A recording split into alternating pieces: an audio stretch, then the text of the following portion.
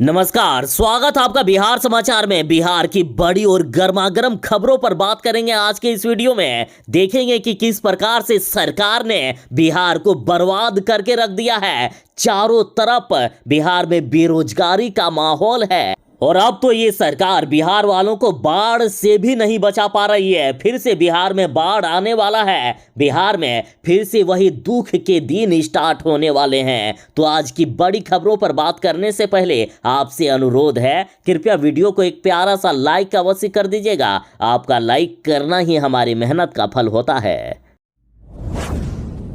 बिहार का चाहे कितना भी विकास कर लिया जाए, बिहार में चाहे कितने भी चकाचक रोड बना दिया जाए, चाहे कितने भी बड़ी बड़ी इमारतों को बना दिया जाए, लेकिन जब तक बाढ़ प्रबंधन नहीं किया जाएगा, बाढ़ को रोकने के लिए काम नहीं किया जाएगा, तब तक बिहार विकसित राज्य नहीं बन सकता है। देखिए, जल संसाधन सह सूचना एवं जनसंपर्क मंत्री संजय कुमार झा ने कहा है कि बिहार को अगर देश के शीर्ष 5 विकसित राज्यों की श्रेणी में आना है तो बाढ़ प्रबंधन करना होगा। बाढ़ के कारण बिहार में हर साल करोड़ों का नुकसान होता है। खास करके गरीबों को सबसे ज्यादा परेशानी होती है। कई लोगों के, खास करके गरीबों के घर द्वार सब कुछ डूब जाता है।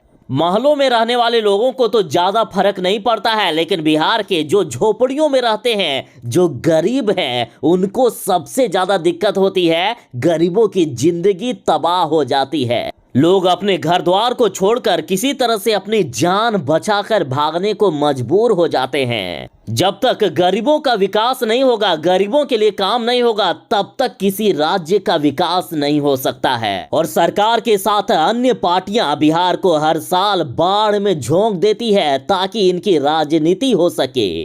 गरीबों की भावनाओं के साथ खिलवाड़ हो रहा है, गरीबों की जिंदगी के साथ खिलवाड़ हो रहा है। बिहार के सत्ता पक्ष के साथ विपक्ष के नेता भी खामोश हैं। इनको सिर्फ जातीय जनगणना दिखेगी, जात पात दिखेगी, लेकिन बिहार के गरीबों की इन मुसीबतों पर कोई बात नहीं करना चाहता है। तो क्या साहब, चाहे आप बिहार में कितने भी विकास से क्यों ना कर लो, लेकिन बिहार के गरीबों को जब तक आप बाढ़ से नहीं बचाओगे, सब कुछ बेकार ही समझो। तो आखिर बिहार के गरीबों के साथ कब न्याय होगा, कब बिहार को बाढ़ से बचाया जा सकेगा? बिहार में अगले 48 घंटों में मानसून आने वाला है। बिहार में फिर वही बारिश के दिन शुरू हो जाएंगे, फिर वही तबाही के दिन शुरू हो जाएंगे। बिहार में बस अब बाढ़ आने ही वाला है, फिर वही गरीबों के दुख के दिन शुरू हो जाएंगे। बिहार में गरीबों के फिर से आशियाने उजड़ना शुरू हो जाएंगे। लेकिन इस बार सरकार ने वादा किया है कि बिहार को इस बार खास करके गरीबों को बाढ़ से बचाया जाएगा। तो देखना यह है कि सरकार वाकई इस बार गरीबों को बचा पाती है या फिर से वही दुख के दिन में गरीबों को झोंक देती है। बिहार में 15 जून से मानसून शुरू हो रहा है, लेकिन आज भी बिहार के कई जिलों में भयानक बारिश होने वाली है। मौसम विभाग ने लोगों को सावधान किया है। मौसम विभाग का कहना है कि आज बिहार के 24 जिलों में भारी बारिश हो सकती है, तो किसी जिले में मध्यम दर्जे की भी बारिश होने की संभावना है। और ये जिले हैं बिहार के पूर्वी चंपारण, पश्चिमी चंपारण, शिवहर, सीतामढ़ी, गोपालगंज, सुपौल, सारण, सिवान, वैशाली, मुजफ्फरपुर, समस्तीपुर, मधुबनी, दरभंगा, अररिया, किशनगंज, कटिहार, पूर्णिया, सहरसा, मधेपुरा, खगड़िया, भागलपुर, मुंगेर, जमुई और बांका। इन जिलों के लोग जरा सावधान रहें, क्योंकि तेज वज्रपात और आंधी तूफान को लेकर भी लोगों को सावधान किया गया है। क्या साहब, यदि आप बिहार में लोगों को रोजगार भी नहीं दे सकते हो तो लानत है इसी सरकार पर। साहब, आपने ही वादा किया था जब कोरोना आया था, कोरोना आए हुए 2 साल हो गए हैं। आपने वादा किया था कि अब किसी को भी मजबूरी में बिहार से बाहर काम करने के लिए नहीं जाना होगा। लेकिन जरा जमीनी हकीकत देखिए, स्टेशन की में भीड़ ये बयां करती है कि बिहार में रोजगार की कितनी दयनीय स्थिति है। जरा सहरसा स्टेशन की ये तस्वीरें देखिए, ट्रेनों में ठूस ठूस कर कमाने के लिए बाहर गए मजदूर फिर भी करीब 2000 स्टेशन पर रह गए। ट्रेनों में जगह तक नहीं मिल पा रही है। इतने लोग बिहार से बाहर जा रहे हैं काम करने के लिए। आखिर क्या करेंगे, मजबूरी ही ऐसी है, पेट की आग ही ऐसी है कि लोगों को ना चाहते हुए भी बिहार से बाहर जाना पड़ रहा है काम करने के लिए, क्योंकि बिहार में रोजगार ही नहीं है। लगातार बिहार से पलायन जारी है। दिल्ली, पंजाब आदि शहरों पर कमाने जाने वाले यात्रियों को ट्रेन में अब सीट भी नहीं मिल पा रहा है। कई यात्री शौचालय में बैठकर यात्रा कर रहे हैं। जरा देखिए पिछले रविवार की ये तस्वीर कि किस तरह से बिहार में रोजगार की स्थिति दयनीय है। यदि बिहार में रोजगार होता तो शायद इन लोगों को मजबूरी में काम करने के लिए बाहर नहीं जाना होता। आए दिन दूसरे राज्यों में बिहारी मारे जा रहे हैं, मतलब लोग जान की भी परवाह किए बिना बाहर जा रहे हैं काम करने के लिए। आखिर क्या करेंगे, बिहार सरकार ने बिहार में रोजगार की ऐसी दयनीय स्थिति बना ही दिए हैं। तो आखिर कब आपके वादे पूरे होंगे, कब बिहार वालों को बिहार में ही रोजगार मिल पाएगा? इस बार भी बिहार सरकार को बिहार के भ्रष्ट इंजीनियर और अफसरों ने धोखा दे दिया है। कई जगहों पर अभी भी काम पूरे नहीं हुए हैं। फिर भी सरकार ने ये दृढ़ निश्चय लिया है कि चाहे कुछ भी हो जाए, इस बार बिहार को बाढ़ से बचाने के लिए पूरे जी जान से कोशिश करेंगे। और अब जल संसाधन विभाग ने 914 करोड़ की योजनाओं को मंजूरी दे दी है। साथ ही बिहार में बाढ़ लाने वाले 334 स्थलों की पहचान की गई है कि इन्हीं स्थलों से बाढ़ आता है। यदि यहां सुरक्षित कर दिया जाए तो बिहार में बाढ़ को थोड़ी सी रोका जा सकता है। बिहार में बाढ़ लाने वाले 334 स्थलों की जो पहचान की गई है, तो इन सभी स्थलों को अब दुरुस्त किया जा रहा है। साथ ही सरकार ने जिन अधिकारियों को काम सौंपा है, तो उनसे कहा गया है कि निश्चित अवधि तक हर हाल में काम पूरा करना होगा, वरना सभी अधिकारियों पर कार्रवाई की जाएगी। और जैसे कि बिहार में तो बारिश होती ही है और इस साल और भी बारिश होगी, लेकिन नेपाल सबसे ज्यादा मुश्किल क्रिएट करता है। नेपाल में जो बारिश होती है उससे बिहार में पानी छोड़ा जाता है, जिससे बिहार की कई नदियां बार बार विकराल हो जाती है। और अब इस पर भी सरकार की नजर है। साथ ही असम के पानी से सीमांचल में तबाही मच रही है। असम में भी लगातार बारिश हो रही है, जिससे बिहार के सीमांचल में तबाही मचना शुरू हो गया है। कई छोटी नदियां अभी ही विकराल हो गई। अभी सरकार के पास 2-4 दिन का समय है। सरकार अभी पूरी जी जान से लगी है कि किसी तरह से कार्य को पूरा किया जाए और बिहार को बाढ़ से बचाने के लिए जी जान से कोशिश की जाए।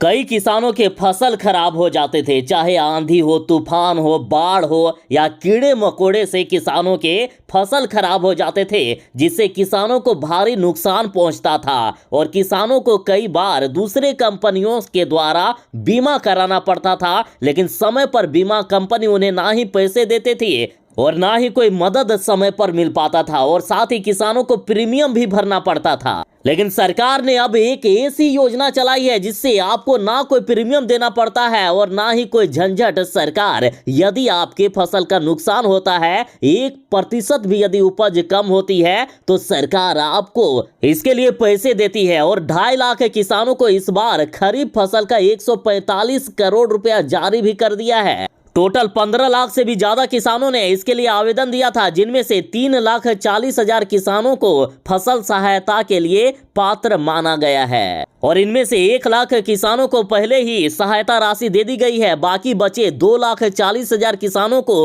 अब राशि का भुगतान किया जाएगा। और खबर है कि इसी महीने के अंत तक किसानों के खाते में पैसे आ सकते हैं।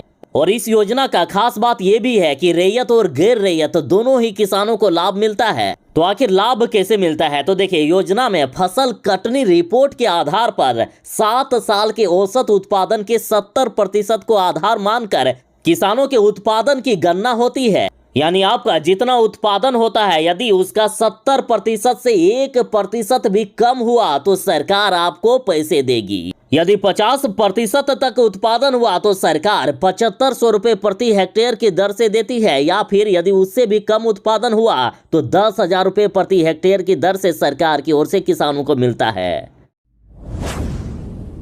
बिहार में शारीरिक शिक्षकों की बम्पर बहाली निकली है। 6,000 से भी ज्यादा पदों पर शारीरिक शिक्षकों की बहाली की जाएगी। देखिए, शारीरिक शिक्षकों की बहाली का पहला चरण हाल में ही खत्म हुआ है और नियुक्ति पत्र मई में ही बांटे जा चुके हैं, जिनमें से 8,386 पदों के लिए बहाली निकाली गई थी, जिनमें से मात्र 2,000 ही नियुक्तियां हो सकी है, यानी 6,000 से भी ज्यादा पद अभी भी खाली हैं और अब इसको भरने की तैयारी हो रही है। और बड़ी खबर यह है कि इस संदर्भ में विभागीय शीर्ष अफसरों की जिला शिक्षा पदाधिकारी के साथ 12 जून को जो बैठक हुई थी उसमें अंतिम निर्णय भी ले लिया गया है। अब जल्द ही बहाली निकालने वाली है, जल्द ही नोटिफिकेशन निकलने वाला है, उसके बाद आप अप्लाई भी कर पाएंगे।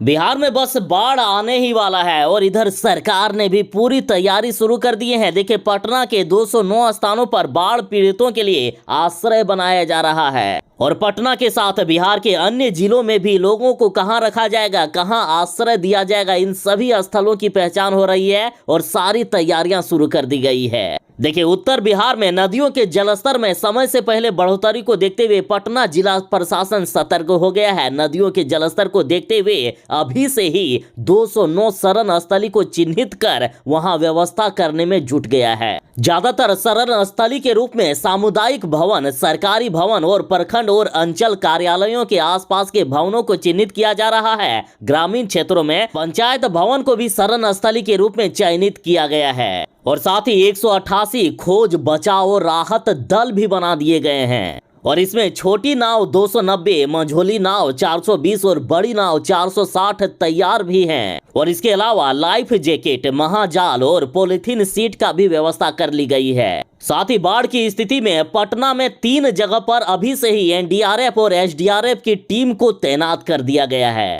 इस तरह से पटना के साथ पूरे बिहार को बाढ़ से बचाने की पूरी तैयारी में है सरकार। मोदी सरकार ने किसानों को बड़ी सौगात दे दी है या मोदी सरकार किसानों पर मेहरबान हो गई है। धान सहित चौदह फसलों के न्यूनतम समर्थन मूल्य यानी एमएसपी को बढ़ा दिया गया है, यानी अब किसानों की आय दोगुनी होगी। अब उनके फसल को ज्यादा कीमत पर सरकार खरीदेगी, यानी किसान होंगे अब माला माल। मोदी सरकार का कहना है कि किसानों को उनकी उपज की लागत का 1.5 गुनी कीमत दिलाने के लिए सरकार प्रतिबद्ध है और धान के एमएसपी को 100 रुपए से बढ़ाकर 2,040 रुपए प्रति क्विंटल कर दिया गया है। वर्ष 2022-23 की खरीफ फसल के लिए सरकार ने एमएसपी जारी कर दी है, यानी इस बार किसानों से सरकार इस रेट में ये सब फसल खरीदेंगे। जैसे अरहर 300 रुपए बढ़ोतरी कर दी है, मूंग में 480 रुपए बढ़ोतरी की गई है, उड़द में 300 रुपए प्रति क्विंटल बढ़ोतरी की गई है, मूंगफली में भी 300, सूरजमुखी के बीज में 385, तो वहीं कॉटन में 354 रुपए, धान में 100 रुपए एमएसपी बढ़ाया गया है और अब धान 2,040 रुपए प्रति क्विंटल में खरीदा जाएगा। ज्वार में 232 रुपए, बाजरा में 100 रुपए बढ़ोतरी, तो वहीं रागी में 201 और मक्का में 92 रुपए प्रति क्विंटल बढ़ोतरी की गई है। और अब मोदी जी का कहना है कि कैबिनेट का ये निर्णय देश के करोड़ों किसानों को सशक्त बनाने वाला है।